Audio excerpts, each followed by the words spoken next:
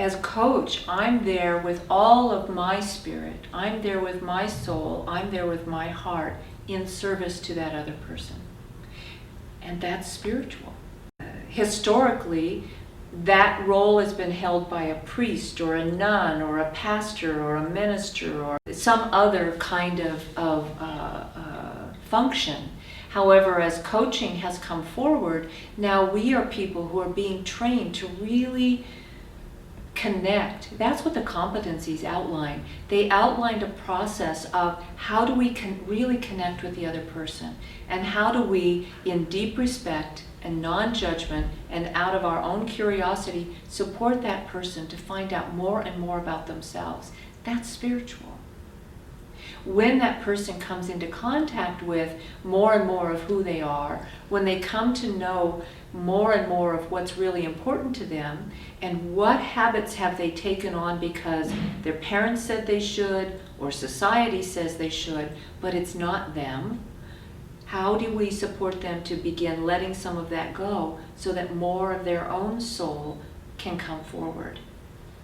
And again, if a client has come to coaching and that's not really what they want, this style of coaching is not going to be able to serve them.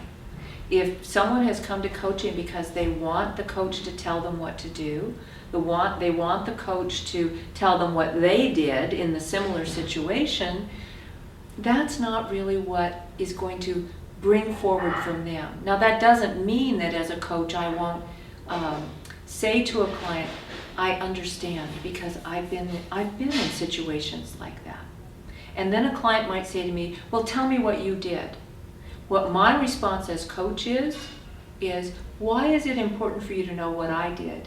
This is about you figuring out what you want to do. So I'm giving it back to them. Where else have you gotten other answers that have actually worked for you?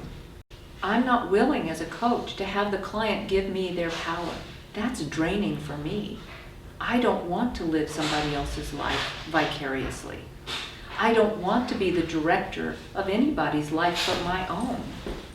And so I am not going to give them advice. I'm not going to tell them what to do.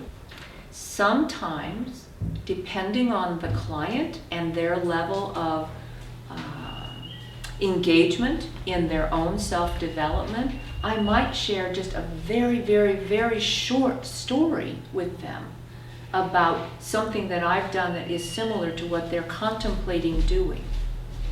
But at the end of that story, I will say, what does that bring forward for you as a possibility for how you might engage in this or in this situation? I'm very clear, what I did may or may not work for you. You are the only one who has all of the facts, all of the context for this situation. If you can learn, or you can see a different possibility, if you can see a new perspective by me telling you a very, very short story, then I'm happy to do that. But it's not about you taking that story and saying, well, my coach said this is the way to do it, and you go out and do it that way and it doesn't work for you. Because what happens then is you haven't taken responsibility for making that choice. And now you can abdicate that responsibility and say, oh, well, my coach told me to do that and that didn't work.